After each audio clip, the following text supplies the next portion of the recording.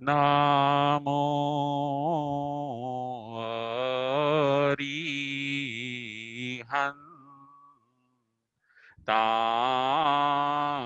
અરિહંતાણમ નામો સિદ્ધાણમ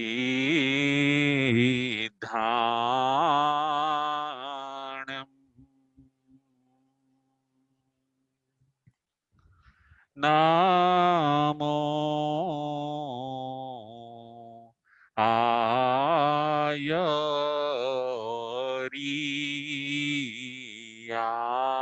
આયરિયાણમ નામો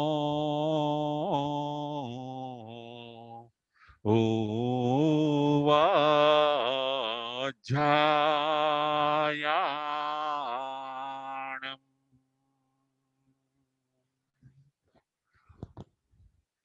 નામો લોયે સવ સાહુણમ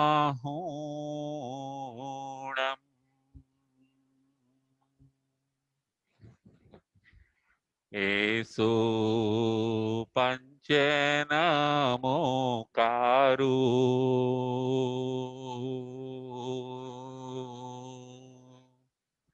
સબ પાવપાણાશણો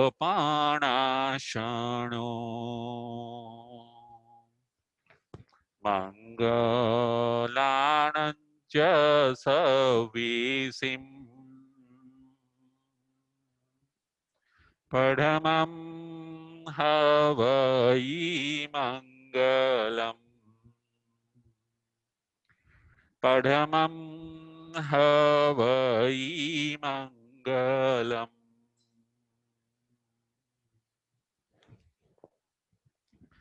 સિદ્ધાણમ નમો કિચ્ચા સંજયાણમ ચ ભાવૌ સંતિ સંતિ કરેલુએ પત્તો ગઈ મણુત્તરમ પત્તો ગઈ મણુત્તરમ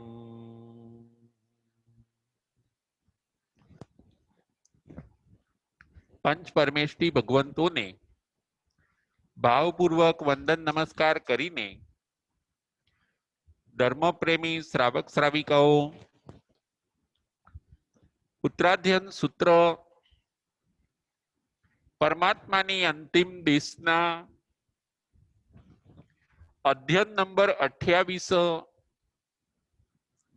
પ્રવચન નંબર 75 આજના પ્રવચનનો વિષય છે સમ્યક તપ. સમ્યક તપ એ આજના પ્રવચનનો વિષય છે. મોક્ષ માર્ગ નામનું 28મું અધ્યયન. આ અધ્યયનની અંદર ભગવાન મોક્ષ માર્ગ બતાવી છે. માર્ગ એટલે રસ્તો, માર્ગ એટલે પથ, માર્ગ એટલે રોડ. મોક્ષ માર્ગ, મોક્ષનો માર્ગ.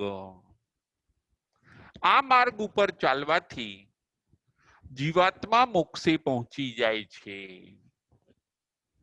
માર્ગ એ મંજિલને મળી જતો હોય છે. મોક્ષ માર્ગના 4 પગથિયા છે. સમ્યક જ્ઞાન, સમ્યક દર્શન, સમ્યક ચારિત્ર અને સમ્યક તપ. આના ઉપર ચાલવાથી જીવાત્મા પોતે મોક્ષે પહોંચી જાય છે. આ 4 એ કારણ છે અને મોક્ષ એ કાર્ય છે. આ 4 એ ક્રિયા છે અને મોક્ષ એ ફળ છે. જ્ઞાન, દર્શન, ચારિત્ર અને તપ. મોક્ષ માર્ગનું ચોથા નંબરનું પગથિયું છે સમ્યક તપ. આજે આપણે સમ્યક તપ ઉપર વિચાર કરવાનો છે. મિથ્યા તપ અત્યાર સુધી આપણે ઘણા કર્યા. સમજણ વગરના તપ આપણે અત્યાર સુધી ઘણા કર્યા. એ તપને બાલ તપ કહ્યા, એ તપને મિથ્યા તપ કહ્યા. પરંતુ જે સમ્યક તપ છે એ મોક્ષ માર્ગનું કારણ બની શકે છે. ચારિત્રની અંદર આવતા કર્મ અટકે છે અને તપથી બેલેન્સમાં રહેલા કર્મ ડિલીટ થઈ જાય છે. તપનું આવું ફળ છે. તપ કરવાથી સત્તામાં રહેલા કર્મ એની નિર્જરા થઈ જાય છે. ચારિત્રથી આવતા અશુભ કર્મ અટકે છે અને તપ કરવાથી જૂના કર્મ કેન્સલ થઈ જાય છે, આત્મા ચોખ્ખો થઈ જાય છે. ચારિત્ર અને તપનું આવું ફળ છે. વ્રતથી ચારિત્ર થાય છે અને તપથી જૂના કર્મની નિર્જરા થાય છે. સમ્યક તપ. આજના આપણા પ્રવચનનો વિષય છે સમ્યક તપ. આજે આપણે 4 પોઈન્ટ ઉપર વિચાર કરવાનો છે. પહેલા નંબરનો પોઈન્ટ છે ધનના અણગારનું દ્રષ્ટાંત. પહેલા નંબરનો પોઈન્ટ છે ધનના અણગારનું દ્રષ્ટાંત. બીજા નંબરનો પોઈન્ટ છે આત્માનું સ્વરૂપ અનાહારી છે. બીજા નંબરનો પોઈન્ટ છે આત્માનું સ્વરૂપ અનાહારી છે. ત્રીજા નંબરનો પોઈન્ટ છે ભોજનનો વિવેક. ત્રીજા નંબરનો પોઈન્ટ છે ભોજનનો વિવેક. અને ચોથા નંબરનો પોઈન્ટ છે શરીર અને આત્મા. ચોથા નંબરનો પોઈન્ટ છે શરીર અને આત્મા. આ 4 પોઈન્ટ ઉપર આજના પ્રવચનની અંદર આપણે વિચાર કરવાનો છે. પહેલા નંબરનો પોઈન્ટ છે ધનના અણગારનું દ્રષ્ટાંત. કાકંદીનો ધનનો. આપણા ત્યાં ધનના અણગારની વાત આવે છે. કાકંદી નામની નગરી હોય છે. ભદ્રા સાર્થવાહિની નામની માતા, એમનો પુત્ર ધનનો. ધન્નાજી એમનો એકનો એક પુત્ર હોય છે. બહુ સુખી હોય છે, બહુ ધનાઢ્ય હોય છે. અને આ ધન્નાજીના લગ્ન 32 કન્યાઓ સાથે થયેલા હોય છે. કાકંદીનો ધનનો. મોટી સાધુ વંદનાની અંદર ધનના અણગારજીની 2 ગાથા આવે છે. 32 કન્યાઓ સાથે ધન્નાજીના લગ્ન થયા. એકવાર એવું બને છે કે ભગવાન મહાવીર સ્વામી વિહાર કરતા કરતા કાકંદી નગરીની અંદર પધારે છે. ધન્નાજી પોતે ભગવાન મહાવીર સ્વામીની દેશના સાંભળવા માટે જાય છે. દેશના સાંભળી વૈરાગ્યની પ્રાપ્તિ થઈ, સંસાર અસાર લાગ્યો. માતા પાસે આવીને રજા માગે છે. ભદ્રા સાર્થવાહિની ધન્નાને ઘણું સમજાવે છે, પરંતુ ધન્નાજીનો વૈરાગ્ય પાકો છે. માતાજીએ ઘણું સમજાવ્યું. ધન્નાજી ન માન્યા. ભગવાન મહાવીર સ્વામી પાસે દીક્ષા લેવી છે. ભગવાન મહાવીર સ્વામી પાસે ચારિત્ર અંગીકાર કરવું છે અને મારા આત્માનું કલ્યાણ કરવું છે. ધન્નાજી પોતે હળુકર્મી આત્મા, એકા અવતારી આત્મા, માતા પોતે સહર્ષ રજા આપવા તૈયાર થઈ જાય છે. દીક્ષાનો મહોત્સવ કરવા માટે માતા પોતે જીત શત્રુ રાજા પાસે જાય છે અને જીત શત્રુ રાજા પાસે દીક્ષાની સામગ્રી બધી માગે છે. જીત શત્રુ રાજાના પ્રાસાદની અંદર, મહેલની અંદર માતા ભદ્રા સાર્થવાહિની જાય છે. જીત શત્રુ રાજા પોતે કહે છે કે હે ભદ્રા સાર્થવાહિની, આપનો પુત્ર સુકુમાર છે, વસ્તુઓ આપવામાં મને વાંધો નથી, પરંતુ એમને સંસારમાં રહેવાનું કહો. એવું હોય તો હું એકવાર આવીને એમને સમજાવું. દીક્ષા લેવાનું હમણાં તમે વિચાર કેન્સલ રાખો. ભદ્રા સાર્થવાહિનીને જીત શત્રુ રાજા સમજાવે છે, એકવાર હું તમારા ત્યાં આવું, ધન્નાજી સાથે હું ચર્ચા કરું. અને એવું જ બને છે.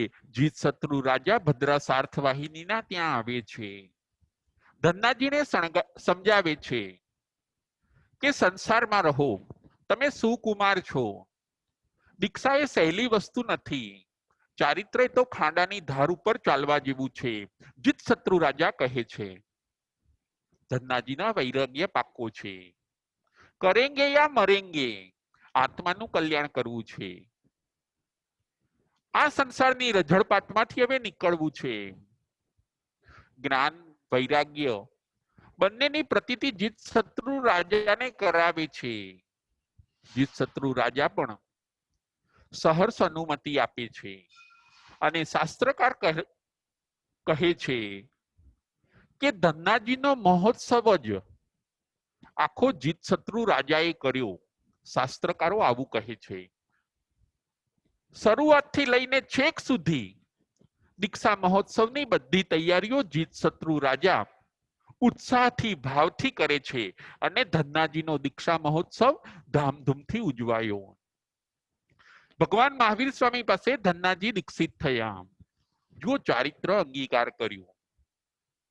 ત્રીજા નંબરનું પગથિયું, મોક્ષ માર્ગનું ત્રીજા નંબરનું પગથિયું છે ચારિત્ર. હવે ધન્નાજી મોક્ષ માર્ગના ચોથું પગથિયું અંગીકાર કરે છે. એ વાત આપણે જોવાની છે. મોક્ષ માર્ગનું ચોથું પગથિયું છે સમ્યક તપ. ચારિત્ર અંગીકાર કર્યા પછી ધન્નાજી ભગવાન મહાવીર સ્વામીને કહે છે કે હે ભગવાન, જો આપની રજા હોય, આપ જો અનુમતિ આપો તો મારે છઠના પારણે છઠ કરવા છે. તપ એ તો મોક્ષ માર્ગનું ચોથું પગથિયું છે. ધન્નાજી તપ કરવા માટે તૈયાર થયા. છઠના પારણે છઠ. ભગવાન એમના જ્ઞાનમાં જોઈને સહર્ષ અનુમતિ આપે છે ધન્નાજીને.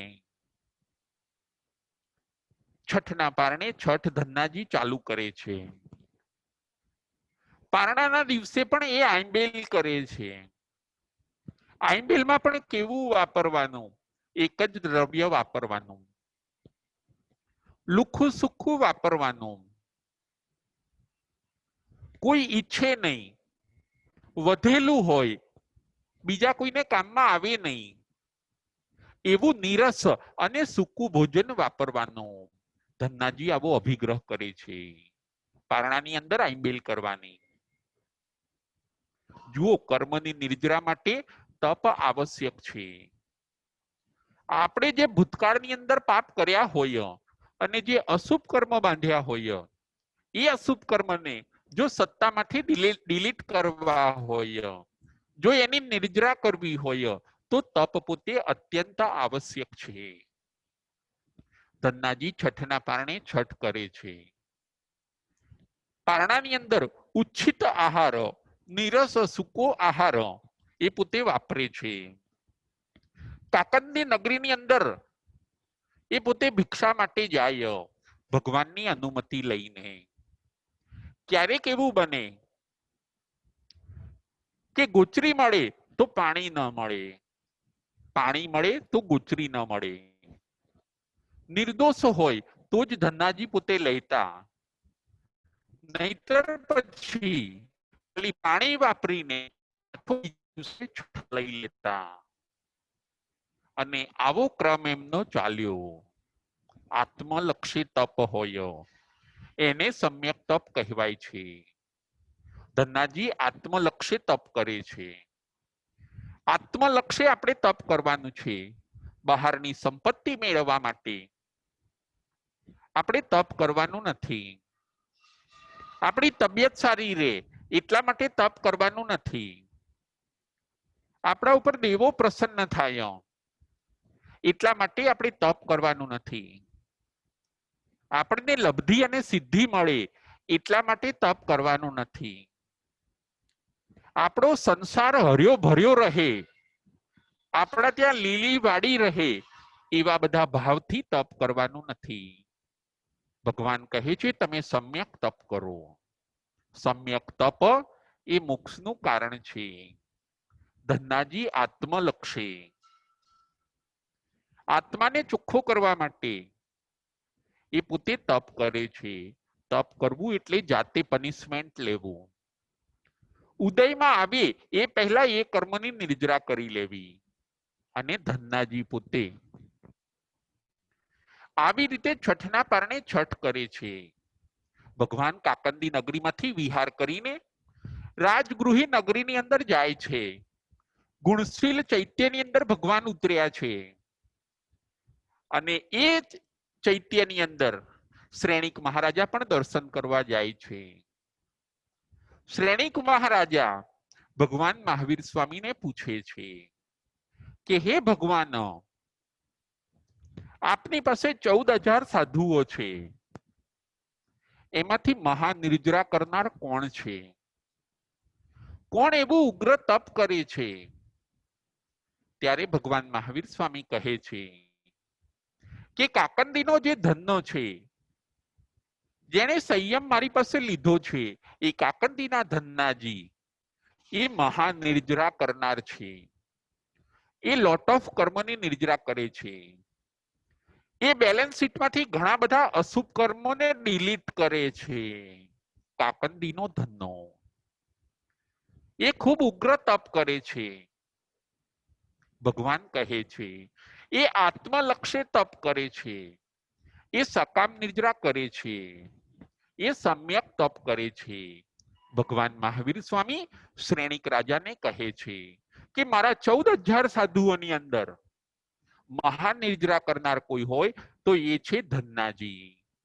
જો ભગવાને એમના મુખે ધન્નાજીના વખાણ કર્યા. ભગવાનના બધા સાધુઓ ઉત્તમ હોય છે. 14,000 સાધુઓ એક એકથી ચડિયાતા હોય છે. જેને ભગવાન મહાવીર સ્વામીએ દીક્ષા આપી હોય એનું પુણ્ય કંઈ કમજોર ન હોય, પરંતુ ઉત્તમોમાં પણ ઉત્તમ, પુણ્યશાળીમાં પણ પુણ્યશાળી, ભાગ્યશાળીમાં પણ ભાગ્યશાળી, અને તપસ્વીઓમાં પણ ઉગ્ર તપસ્વી એવા કોણ છે? તો ભગવાન મહાવીર સ્વામી કહે છે કે એવા ધનના અણગાર છે. ભગવાન મહાવીર સ્વામી ધનના અણગારના વખાણ કરે છે. મોટી સાધુ મંડળાની અંદર પણ આ વાત આવે છે. કાકંદીનો ધનનો તજી 32 નાર, મહાવીર સમીપે લીધો સંયમ ભાર.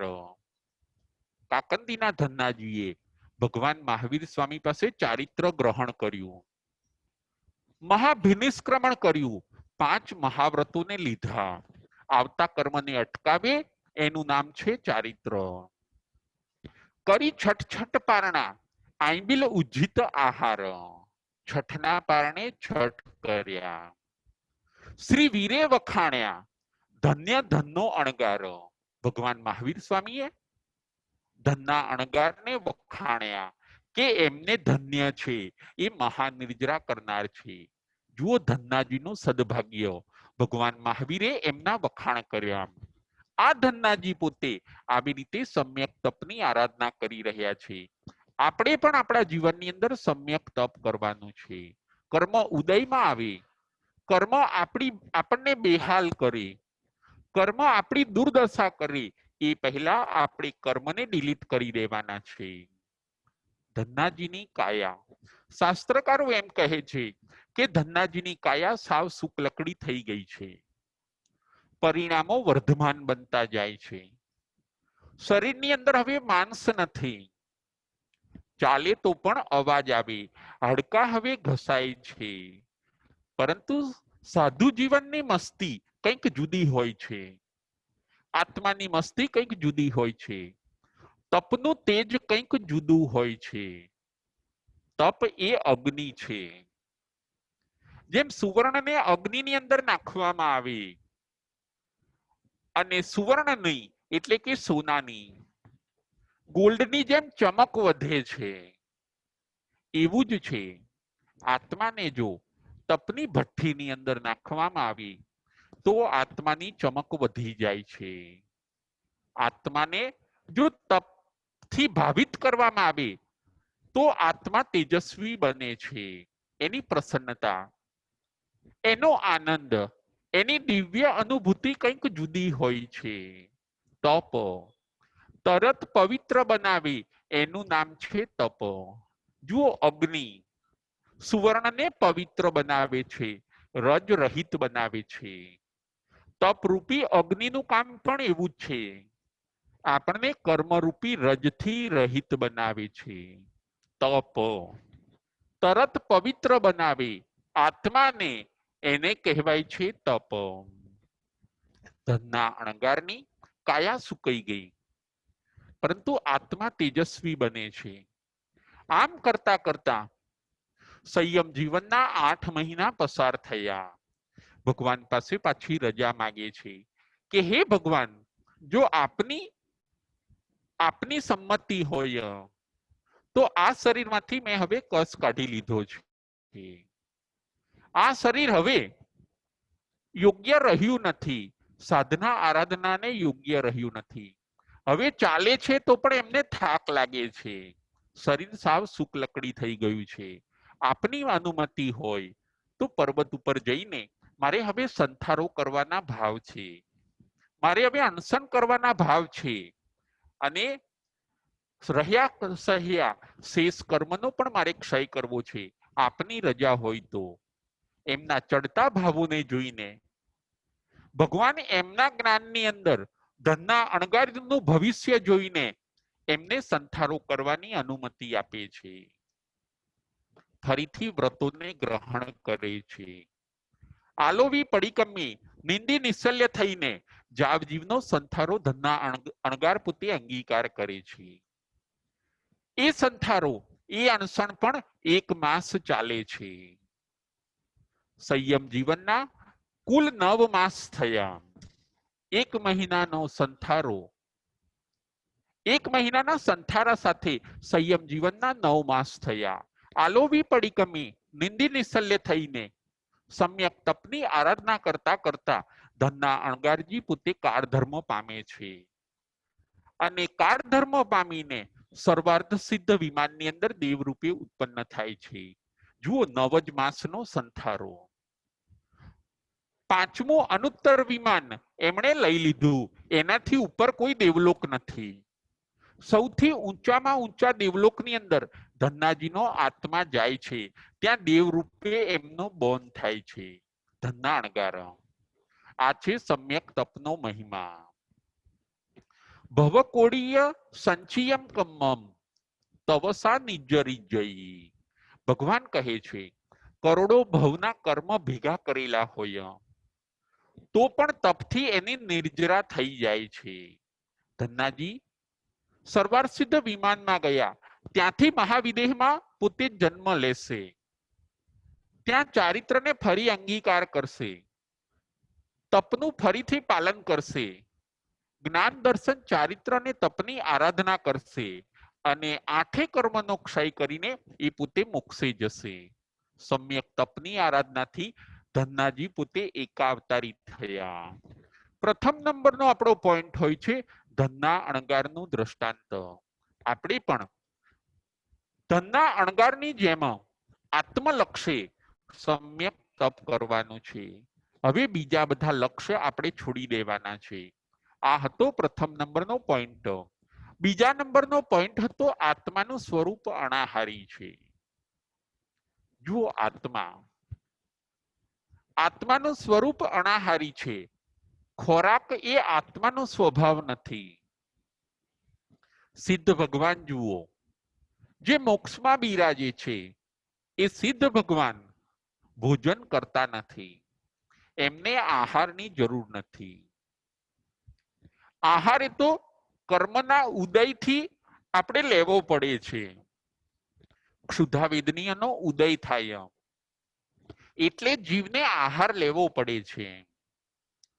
સિદ્ધ ભગવાનને કર્મ જ નથી એટલે કર્મનો ઉદય પણ નથી. આત્માનું સ્વરૂપ અનાહારી છે.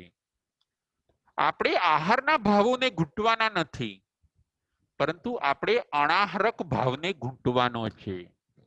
આત્માનો ઓરિજિનલ સ્વભાવ ખાવું એ એનો ઓરિજિનલ સ્વભાવ નથી. પૂતગલોને ભોગવવા, ભોજનોને ભોગવવા, સ્વાદિષ્ટ ખાનપાન એ તો બધો વિભાવ છે. એ તો અશુદ્ધ આત્માની અંદર ઘૂસેલી બધી અશુદ્ધ પર્યાયો છે. આ ખાવાની લપ, આ આહારની લપ એ તો બધી ઘૂસેલી વસ્તુઓ છે. ઓરિજિનલ આત્માના સ્વભાવની અંદર આહાર છે નહીં. આત્માનું સ્વરૂપ અનાહારી છે. તપ કરનાર પોતે અણહારક ભાવને ઘૂંટે છે. આપણે પણ આહાર કરીને આહારના ભાવોને હવે ઘૂંટવાના નથી, પરંતુ નાનું મોટું કંઈક ને કંઈક તપ કરીને આપણે અણહારક ભાવને ઘૂંટવાનો છે. આહારી પર્યાય એ વિકારી પર્યાય છે અને અણહારી પર્યાય એ નિર્વિકારી પર્યાય છે. આપણે નાનું મોટું તપની પ્રેક્ટિસ કરીને અણહારક ભાવને આપણે ઘૂંટવાનો છે. બીજો પોઈન્ટ હતો આત્માનું સ્વરૂપ અનાહારી છે અને એ અનાહારીપણું આપણે પ્રાપ્ત કરવાનું છે. આપણે પણ જ્યારે સિદ્ધ બનીશું એટલે આપણા ખાવાની જે લપ હતી, આહાર કરવાની જે ટેવ ઘૂસી હતી, એ ટેવ પછી નીકળી જાય છે. બીજા નંબરનો પોઈન્ટ હતો આત્માનું સ્વરૂપ અનાહારી છે. ત્રીજા નંબરનો આપણો પોઈન્ટ છે ભોજનનો વિવેક. જુઓ, ધનના અણગાર એમણે તો છઠના પારણે છઠ કર્યા. 9 મહિનાની અંદર પોતાના આત્માનું કામ કરી લીધું. આપણે કદાચ ઉગ્ર એવું તપ ન કરી શકીએ તો આપણે ભોજનનો પણ વિવેક રાખવાનો છે. આપણે સાદું જમીએ, આપણે સાત્વિક જમીએ, આપણે ભક્ષ્ય અને અભક્ષ્યનો પણ વિવેક રાખવાનો છે. જે જમવા જેવું હોય એ જ જમીએ, આપણે અભક્ષ્ય ન જમીએ. આપણે દ્વિદળ પણ ન જમીએ. આપણે જે પચે નહીં એવું કુપથ્ય પણ આપણે ન જમીએ. અભક્ષ્ય, આપણા ત્યાં અભક્ષ્ય વસ્તુઓ 22 બતાવી છે. એ 22 વસ્તુ પણ આપણે ન ખાવી જોઈએ. જેમાં ખાવાનું થોડું અને ફેંકી દેવાનું વધારે, એવી વસ્તુ પણ ન ખાવી જોઈએ. જે બહુ હિંસાથી બનતી હોય એવી વસ્તુ પણ ન ખાવી જોઈએ. ભક્ષ્ય અને અભક્ષ્યનો આપણે વિવેક રાખવાનો છે. તો પણ આપણે સમ્યક તપ કર્યું એવું કહી શકાશે. અભક્ષ્ય વસ્તુઓ આપણા ત્યાં 22 બતાવી છે. પેયશું ને અપેયશું. પેય એટલે પીવાલાયક વસ્તુઓ જ આપણે પીવાની છે. અપેય વસ્તુઓ એટલે કે જે પીવાલાયક નથી એવી વસ્તુઓનો આપણે ત્યાગ કરવાનો છે. તો આપણે આવો વિવેક રાખીશું તો આપણે પણ સમ્યક તપ કર્યું એવું કહી શકાશે. અભક્ષ્યનો ત્યાગ કરવાનો છે. એવી જ રીતે અનંતકાયનો પણ આપણે ત્યાગ કરવાનો છે. અનંતકાય, અનંતકાય એટલે કંદમૂળ. 32 પ્રકારના આપણા ત્યાં કંદમૂળ બતાવ્યા છે. કંદમૂળ, અનંતકાય એ પણ 32 પ્રકારના બતાવ્યા છે. એક સોયની અણી ઉપર રહે એટલા કંદમૂળની અંદર અનંતા જીવ ભગવાને કહ્યા છે. આપણે કંદમૂળનો ત્યાગ કરવાનો છે. કંદમૂળનો આપણે આજીવન ત્યાગ કરવાનો છે. એ પણ સમ્યક તપ ગણાશે. કંદમૂળની કોઈ છૂટછાટ રાખવાની નથી. 22 અભક્ષ્ય અને 32 કંદમૂળનો પણ આપણે ત્યાગ કરવાનો છે. અનંતા જીવોને આપણે અભયદાન આપવાનું છે. બીજી ઘણી બધી ખાવાની વસ્તુઓ છે. આપણે તો અનંતા જીવોને અભયદાન આપવાનું છે. કંદમૂળ થોડું પણ વાપરવાનું નથી. કંદમૂળ આપણાથી વપરાય નહીં. આપણે જૈન છીએ. આપણે અનંતા જીવોને અભયદાન આપવાનું છે. આ છે ભોજનનો વિવેક. અભક્ષ્યથી દૂર રહીએ. અનંતકાય જીવોને આપણે અભયદાન આપીએ. આ છે ત્રીજા નંબરનો પોઈન્ટ, ભોજનનો વિવેક. માંસાહારનો આપણે ત્યાગ કરીએ. માંસાહારથી પણ દૂર રહીએ. એ છે ભોજનનો વિવેક. જે હોટલોમાં માંસ બનતું હોય, એ જે હોટલો વેજ અને નોનવેજ એવી મિક્સ હોય, એવી હોટલોમાં પણ આપણે ન જઈએ. આપણે શુદ્ધ શાકાહારી બનીએ. તિથિઓના દિવસે પણ આપણે લીલોતરી શાકનો ત્યાગ કરીએ તો આપણે સમ્યક તપ કર્યું એવું કહી શકાશે. ઋતુઓના જ આપણે શાકભાજી ખાઈએ. ઋતુઓના જ આપણે ફળ ખાઈએ. બીજી ઋતુઓના ફળ કે શાકભાજી પણ આપણે ન ખાઈએ. માંસાહારનો આપણે ત્યાગ કરીએ. એવી મેડિસિન, એવા આઈસ્ક્રીમ, એવી દવાઓથી પણ આપણે દૂર રહીએ કે જેની અંદર નોનવેજ આવતું હોય. એવા બિસ્કિટ હોય, એવી કેડબરી હોય, એવી કેક હોય, એવાથી પણ આપણે દૂર રહેવાનું છે. થાળી ધોઈને પીવી, એ પણ છે ભોજનનો વિવેક. અન્નનો બગાડ ન કરવો. થાળીને ધોઈને પીવાની. થાળી ધોઈને પીવાથી, ભોજનનો બગાડ ન કરવાથી એક ઉપવાસનો લાભ મળતો હોય છે. થાળી ધોઈને પીવાથી પણ સમ્યક તપની આરાધના થાય છે. અન્નનો આદર કરવાનો છે.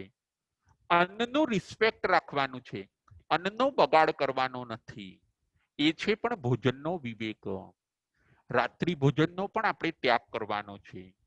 જો ધનના અણગારે છઠના પારણે છઠ કર્યા, ઉગ્ર તપ કર્યું, શું આપણે રાત્રિ ભોજનનો ત્યાગ ન કરી શકીએ? રાત્રિ ભોજનનો ત્યાગ પણ આપણે કરવાનો છે. જે રાત્રે નથી જમતા અને ચોખ્ખા ચોવિયાર કરે છે, એને પણ 1 વર્ષની અંદર 6 માસના ઉપવાસનો લાભ મળે છે. આપણી જાતે આવી રીતે સમ્યક તપની અંદર આગળ વધવાનું છે. આપણું કામ આપણે જ કરવાનું છે. આપણું કામ કોઈ બીજા કરશે નહીં. અત્યાર સુધી આપણે સમ્યક તપ ન કર્યું, કર્મની નિર્જરા ન કરી, એટલે આપણે સંસારની અંદર ફરતા રહ્યા.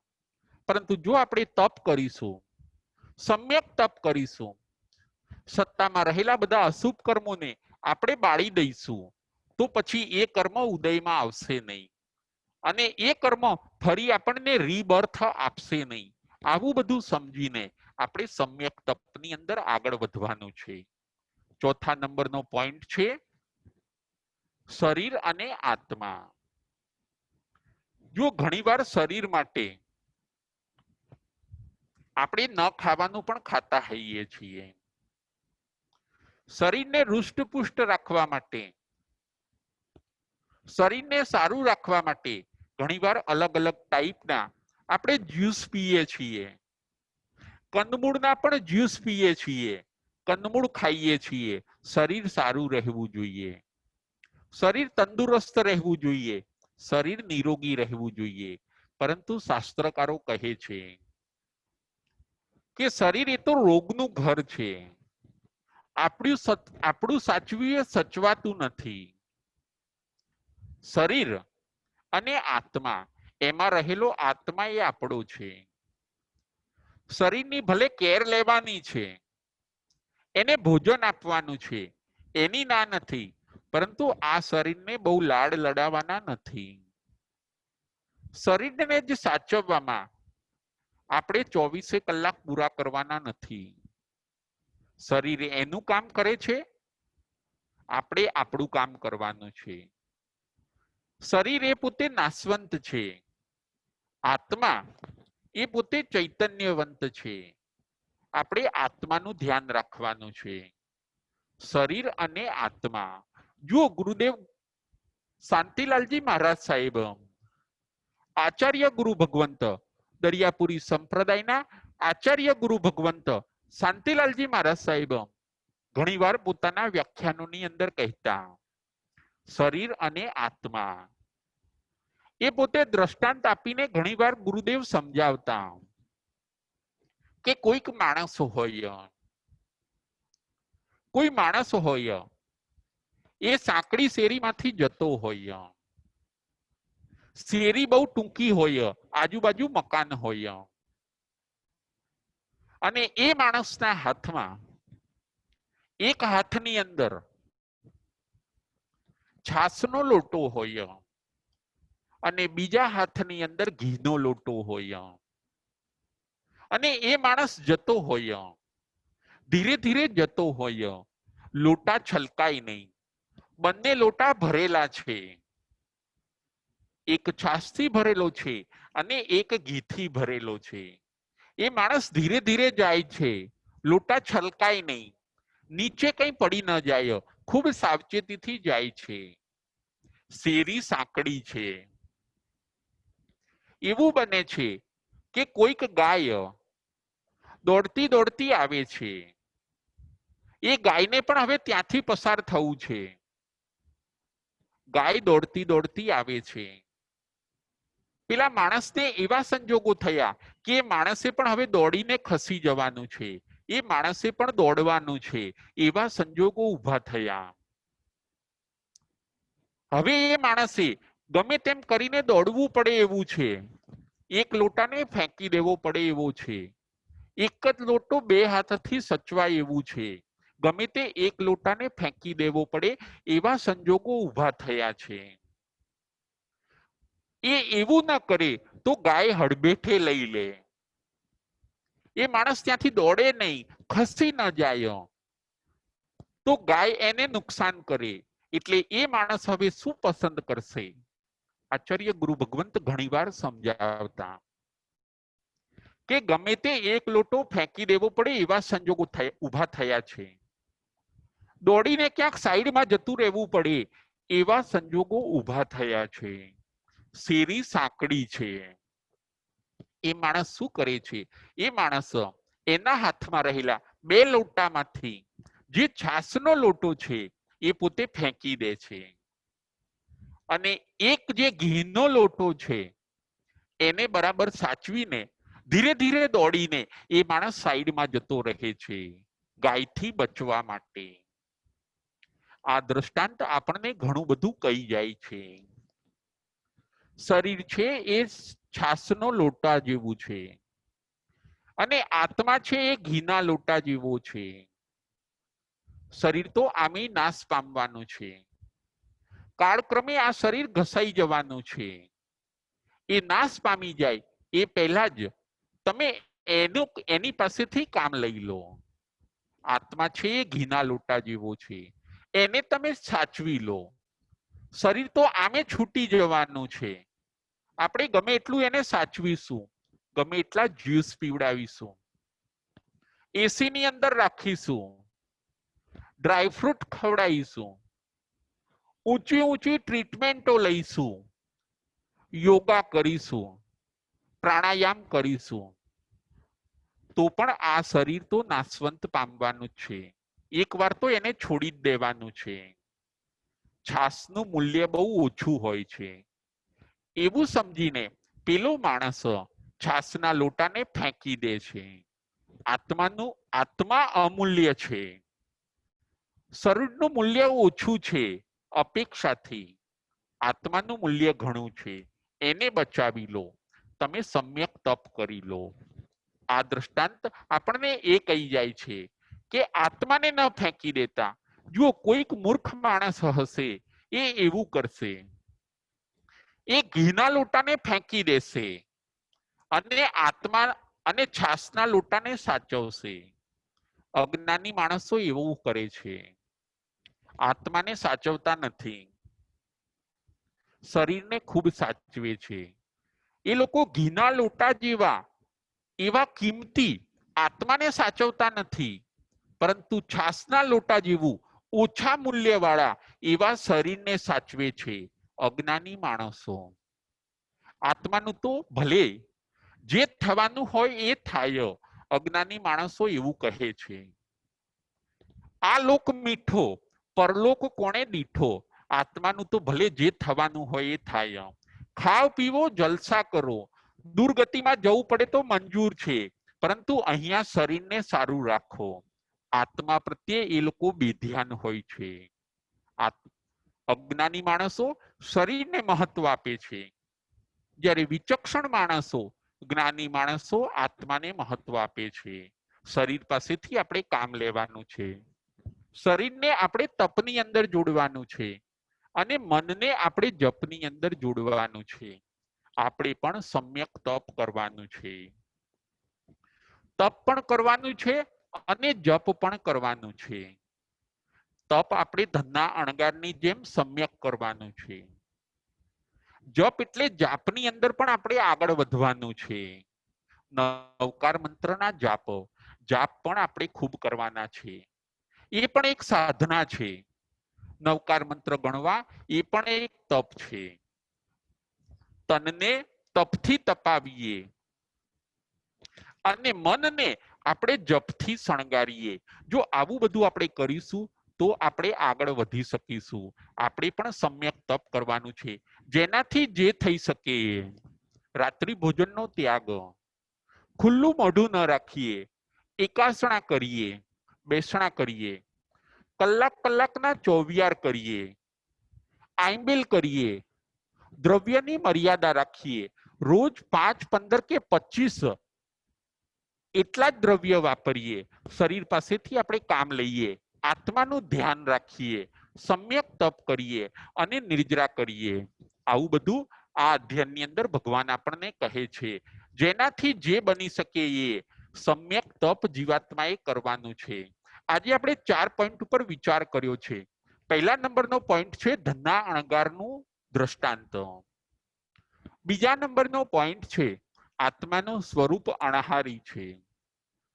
ત્રીજા નંબરનો પોઈન્ટ છે ભોજનનો વિવેક. ચોથા નંબરનો પોઈન્ટ છે શરીર અને આત્મા. ચોથા નંબરનું આ પગથિયું મોક્ષ માર્ગનું છે સમ્યક તપ, સમ્યક જ્ઞાન, સમ્યક દર્શન, સમ્યક ચારિત્ર અને સમ્યક તપ. આ 4 મોક્ષ માર્ગના પગથિયા છે. 28મું અધ્યયન આપણે અત્યાર સુધી જોતા હતા. આજે અહીં 28મું અધ્યયન પૂરું થાય છે. આપણે આ 4 કારણોનું સેવન કરવાનું છે.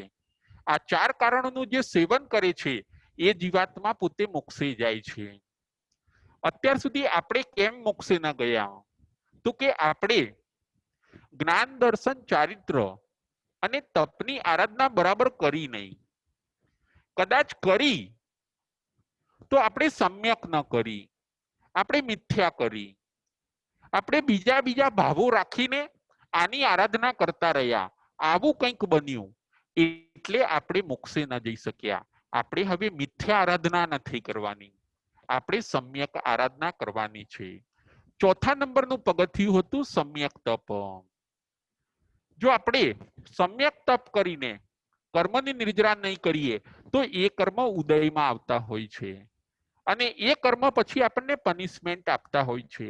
જુઓ, અત્યારે દુર્ગતિઓની અંદર જે જીવો છે, નરકની અંદર જે નારકીઓ છે, તિર્યંચ ગતિમાં તિર્યંચો છે, એ લોકોએ એમને સમય મળ્યો ત્યારે સમ્યક તપ કરીને જો કર્મની નિર્જરા કરી દીધી હોત તો આજે એમને નરકમાં ન જવું પડ્યું હોત.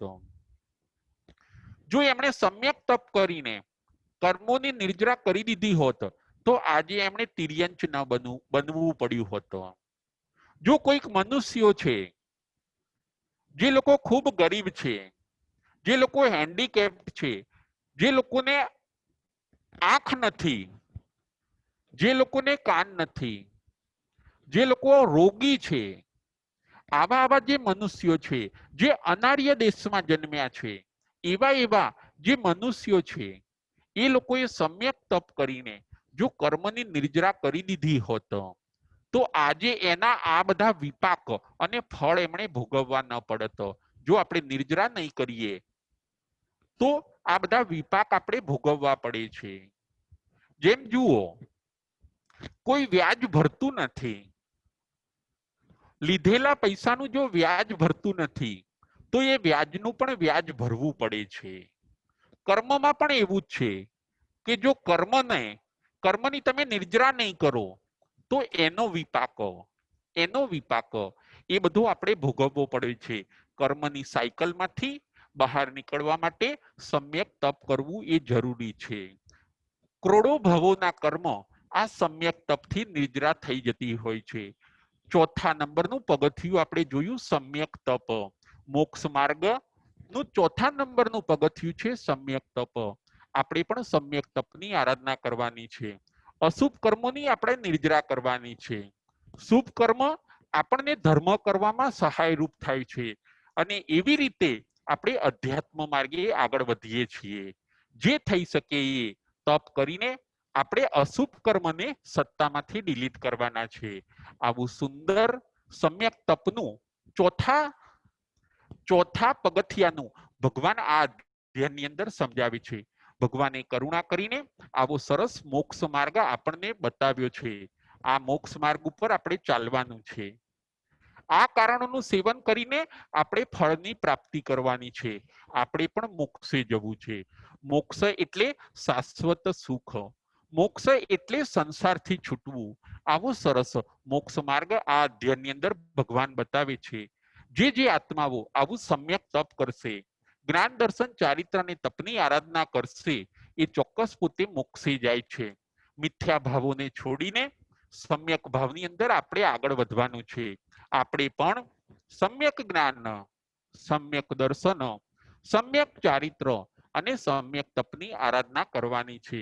જે આત્માઓ આવી રીતે સમ્યક જ્ઞાન દર્શન ચારિત્ર અને તપની આરાધના કરશે એ પોતે મોક્ષે જશે. આપણે પણ મોક્ષે જવાનું છે. આપણે પણ આ સુંદર ભાવોને સમજવાના છે, સાંભળવાના છે અને જીવનની અંદર ઉતારવાના છે. જે આત્માઓ ભગવાનની આવી સુંદર વાતોને જીવનમાં ઉતારશે એ ચોક્કસ પોતાના આત્માનું કલ્યાણ કરશે. બોલો મહાવીર સ્વામી ભગવાન કી જય.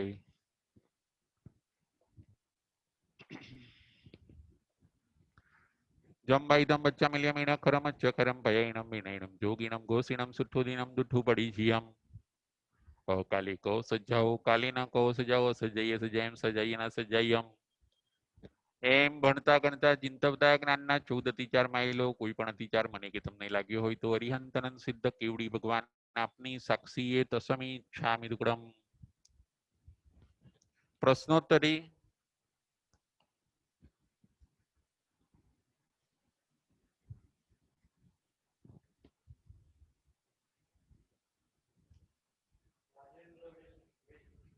રાજેન્દ્રભાઈ સંઘવી. જય જિનેન્દ્ર રાજુભાઈ. જય જિનેન્દ્ર. હા સાતામાં. હવે જે ભગવાને 12 તપ બતાવ્યા આપણને, હા આપે સમજાવ્યું હતું બીજું. તો બરાબર. એ કરીએ, સ્વાધ્યાય ને એ બધું કરીએ, સજ્જાય સ્વાધ્યાય કાવસબ એ બધા સમ્યક તપ જ ગણાશે ને? હા એ બધા પણ સમ્યક તપ છે. એ બધા પણ સમ્યક તપ છે જ્યોતિબેન. બરાબર. એ બધા પણ સમ્યક તપની અંદર આવે. કારણ બરાબર કે ઉપવાસ ને એવું ના થતું હોય એટલે સજ્જાય સ્વાધ્યાય એવું બધું કરીએ. કરવું પણ તોય તપની અંદર એમ કીધું કે ભાઈ તમે નાનું તપે જે નોકારસી પોરસી. નોકરથી તો કરીએ, હા નોકરથી થઈ છે. પોરસી કરીએ, પોરસી તપ કરીએ અને માનો કે કલાકના 24 કરીએ એટલે પણ અણસણ પણ બહુ જરૂરી છે. કારણ કે અમુક કર્મ એનાથી જ જતા હોય છે, પાછા સ્વાધ્યાયથી નથી જતા જ્યોતિબેન. બરાબર. એટલે અમુક કે ભાઈ આવી રીતે છે ને 2 કલાકના 24, 3 હા, કલાકના 24. 24 નહીં થાય, 24 નોકરથી. એ પણ આપણે કરવા જોઈએ. ખ્યાલ આવ્યો? હા. બરાબર. હવે આજનો પ્રશ્ન. આજનો પ્રશ્ન આજે આપણે કયા નંબરનું અધ્યયન પૂરું થયું? આજે આપણે કયા નંબરનું અને એનું નામ શું હતું? કયું અધ્યયન પૂરું કર્યું? રીટાબેન મહેતા. જય જિનેન્દ્ર રાજુભાઈ. જય જિનેન્દ્ર. આજે આપણે મોક્ષ માર્ગ 28 નંબરનું અધ્યયન અને એનું નામ છે મોક્ષ માર્ગ. બરાબર છે, બરાબર છે. એને આજે બરાબર છે, એને આજે આપણે પૂરું કર્યું. બહુ સરસ, બહુ સરસ. હવે આગળ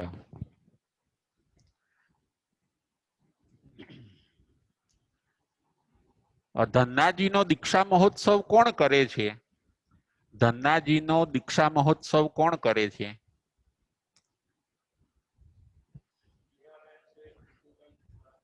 ગીરાબેન શેઠ.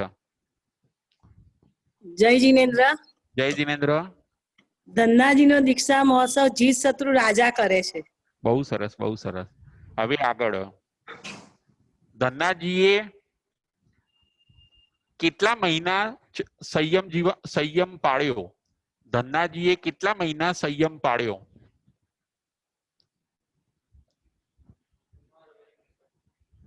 કુમારભાઈ મહેતા.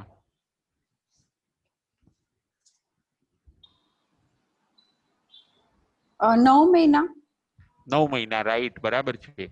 કુલ 9 મહિના, 1 મહિનાનો સંથારો અને 9 મહિનાનો.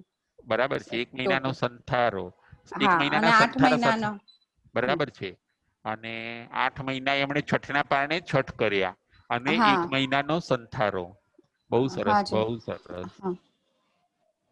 હવે ધન્નાજીએ આગળ પ્રશ્ન, ધન્નાજીએ મિથ્યા તપ કર્યું કે સમ્યક તપ કર્યું? ધન્નાજીએ મિથ્યા તપ કર્યું કે સમ્યક તપ કર્યું?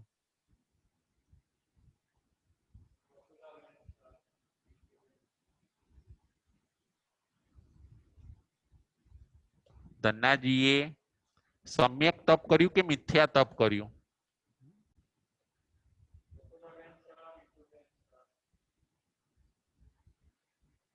મીતુબેન શાહ.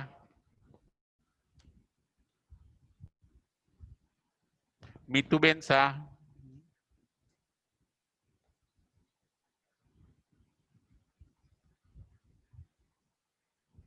મીતુબેન શાહ.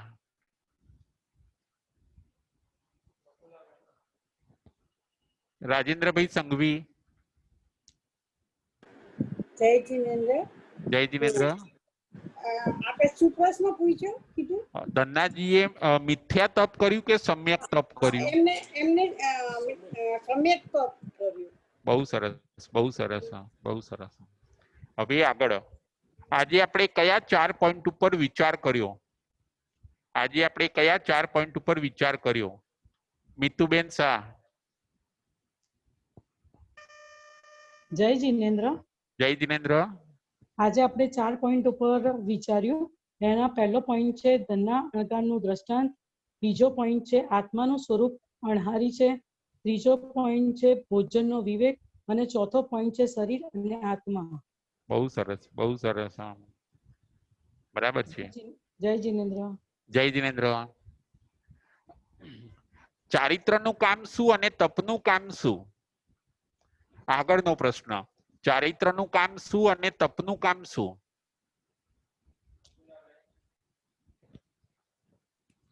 ચારિત્રનું કામ શું અને તપનું કામ શું? આપણે બોલો રાજેન્દ્રભાઈ સંઘવી. જય જિનેન્દ્ર રાજુભાઈ. સાતામાં હા, સાતામાં.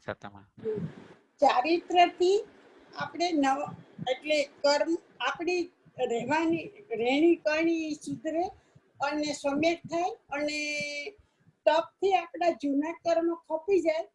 જેટલા સ્ટોકમાં હોય એ કર્મને ખપાવવો હોય તો સમ્યક તપ જ એક રસ્તો છે અને એનાથી આપણા કરોડો ભાવના સંચિત કરેલા કર્મો ખપી જાય છે. બરાબર છે. એટલે સમ્યક તપ બહુ જ અગત્યની વસ્તુ છે. ચારિત્ર બી એટલું જ અગત્યનું છે, પણ ચારિત્રથી આવતા કર્મ અટકી જાય છે. પણ જૂના જે સ્ટોકમાં પડ્યા હોય એ તપથી જ ખપે છે. બરાબર છે, બહુ સરસ. ચારિત્રથી આવતા કર્મ અટકે છે અને તપથી જૂના કર્મ કેન્સલ થાય છે સત્તામાં રહેલા જ્યોતિબેન. બરાબર. ખ્યાલ આવ્યો? બરાબર. હા. હવે આપણે તપથી નિર્જરા નહીં કરીએ તો વિપાકથી ભોગવવા પડે છે. આપણે તપથી જો નિર્જરા નથી કરતા તો આપણે વિપાકથી ભોગવવા પડે છે દુર્ગતિની અંદર જઈને.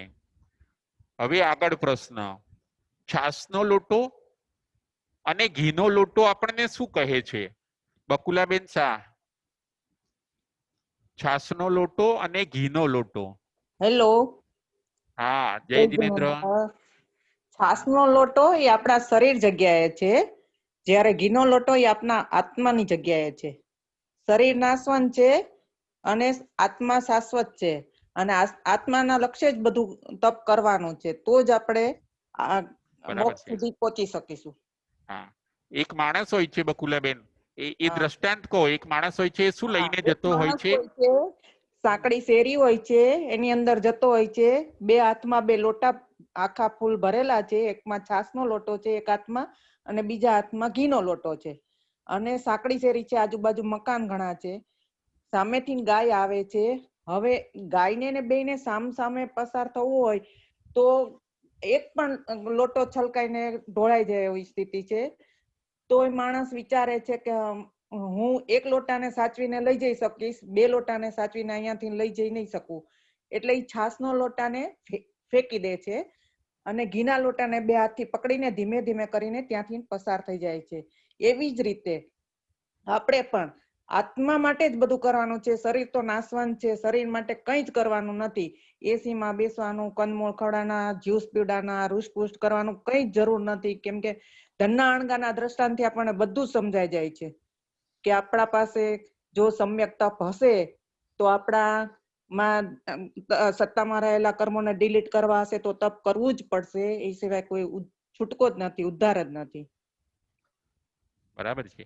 જે લોકો અત્યારે દુર્ગતિમાં છે ને બકુલાબેન, એમણે જો તપ કર્યું હોત ને તો કર્યું એમની હતું દુર્ગતિ ન થાત. કેન્સલ થઈ જાત. એમને હા, ત્યાં cancel થાય. ત્યાં જવું ના પડે અત્યારે. હા, હા. જેમ કે કોઈ માણસે ભૂલ કરી હોય બકુલાબેન, કઈ ચોરી કે એવું કર્યું હોય, અને જો એ પોતે પોલીસ સ્ટેશને હાજર થઈ જાય બકુલાબેન કે ભાઈ મારાથી આ ભૂલ થઈ ગઈ છે, તો સજામાં ફેર પડે કે ના પડે બકુલાબેન? પડે સજામાં ફેર પડે પડે. પડે, સામેથી હા, સ્વીકારી લીધું ને. હા. અને જો પોલીસને પાછળ પાછળ 1-2 વર્ષ ફેરવે બકુલાબેન, અને પોતે હા, તો પોતે સજા વધારે ફટકારે. તો વધારે થાય. એટલે જે આત્માઓ અત્યારે નરગતિ તિર્યંજ ગતિમાં છે, એમણે જો તપ કર્યું હોત સમ્યક તપ, તો હા, એમને અત્યારે આ ફળ ભોગવવું ન પડત, ન નિર્જરી પડે. જાત. એ હા, કર્મ નિર્જરી જાત. ઉતરી જાત. હા, બકુલાબેન, કોઈ ઘીનો લોટો ફેંકી દે એવું બને ખરું? હા, કોઈ અજ્ઞાની જીવો ફેંકી દે છે. હા, બરાબર છે. અજ્ઞાની જેને ખ્યાલ ના હોય એ શું કરે કે ઘીનો હા, લોટો ફેંકી દે ને લોટો ફેંકી છાસનો દે. લોટો સાચવે. સાચવે સાચવે, હા, ઘણો સાચવે. એમ ઘણા લોકો શરીર એવું માટે કરે બધું છે કે કર્યા કરે. હા, કે શરીરને સાચવો. હવે આત્માનું ભલે જે થવાનું હોય એ થાય હા, કે લોક દીઠા તો પર લોક કોને દીઠા. હા, એટલે ઘણા ભગવાન એ કહે છે કે તમે આવો મિથ્યા ભાવ નહીં લાવતા કે તમે આત્માને સાચવો. શરીર તો ગમે એટલું સાચવશો તો એ જવાનું જ છે, જવાનો. એનો સ્વભાવ જ એવો છે. હમ. એમ બતાવે છે. શરીર નાશવંત ખ્યાલ જ છે, આવ્યો? ગમે ત્યારે છૂટી જશે આપણાથી. હા, એની પાસે તમે કામ લઈ લો, ભગવાન કે છે. હા, અને તન તપ કરો, તનને તપ કરાવો, અને તપ મનને કરાવો તમે અને મનને જપમાં રાખો કે જપમાં રાખો. હા, જાપ કરો અને તપ કરો, ભગવાન કે છે. તપ કરો. હમ. બરાબર? ખ્યાલ હા, આવ્યો? બરાબર. હા, હા, જય જય જિનેન્દ્ર. જિનેન્દ્ર. હા, હવે આગળ, મોક્ષ માર્ગના 4 પગથિયા કયા? મોક્ષ માર્ગના 4 પગથિયા કયા? મોક્ષ માર્ગના 4 પગથિયા. મોક્ષે જવાના 4 પગથિયા.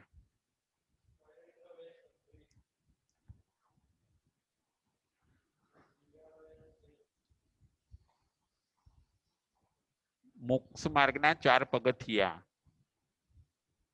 ગીરાબેન શેઠ.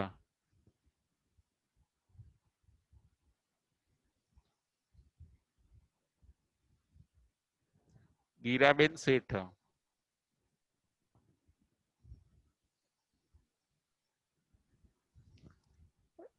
રાજેન્દ્રભાઈ સંઘવી, રાજેન્દ્રભાઈ સંઘવી, મોક્ષ માર્ગના 4 પગથિયા. જય જીનેન્દ્ર રાજુભાઈ સાતામાં. જય જીનેન્દ્ર. હા, સાતામાં. તે મોક્ષ માર્ગના 4 પગથિયા: સમ્યક જ્ઞાન, સમ્યક ચારિત્ર, સમ્યક જ્ઞાન, સમ્યક દર્શન, સમ્યક ચારિત્ર અને સમ્યક તપ. બરાબર છે. અત્યાર સુધી આપણો મોક્ષ કેમ ન થયો જ્યોતિબેન? આપણો મોક્ષ કેમ ન થયો અત્યાર સુધી? આપણે કદાચ સમ્યક જ્ઞાનમાં જ નહીં હોય, પેલું પગથિયું જ આપણામાં કદાચ નહીં આવ્યું હોય. અત્યારે આટલા નાની ઉંમરમાં કઈ બધું જ્ઞાન નહોતું. હવે બધું ધીમે ધીમે વ્યાખ્યાનો સાંભળ્યા, તમારું અત્યારે રોજ સાંભળીએ છીએ, એટલે સમ્યક જ્ઞાન, સમ્યક દર્શન, સાચી શ્રદ્ધા બધું હવે થયું. અને એટલે હજી આપણો મોક્ષ સમ્યક તપ તો હજી આપણામાં આવ્યું જ નથી એટલું કે જે જોઈએ. એટલે આપણો મોક્ષ અટકી ગયો છે. બરાબર છે. પણ હવે આજે આપણે સમ્યક તપનું સાંભળ્યું ને, હવે નાનું મોટું સમ્યક તપ લાવી દેવાનું આપણા જીવનની અંદર. ખ્યાલ આવ્યો? આપણે તપથી દેવું ચૂકવી દેવાનું. સંતો આપણા એમ કે છે કે તપથી દેવું ચૂકવી દઈએ ને પછી આપણે પછી કોઈ દેવાનું ટેન્શન રહેતું નથી બકુલાબેન. એટલે મોક્ષ માર્ગના પગથિયા 4 છે: સમ્યક જ્ઞાન, સમ્યક દર્શન, સમ્યક ચારિત્ર અને સમ્યક તપ. ખ્યાલ આવ્યો? હા. જય જીનેન્દ્ર, જય મહાવીર. જય જીનેન્દ્ર.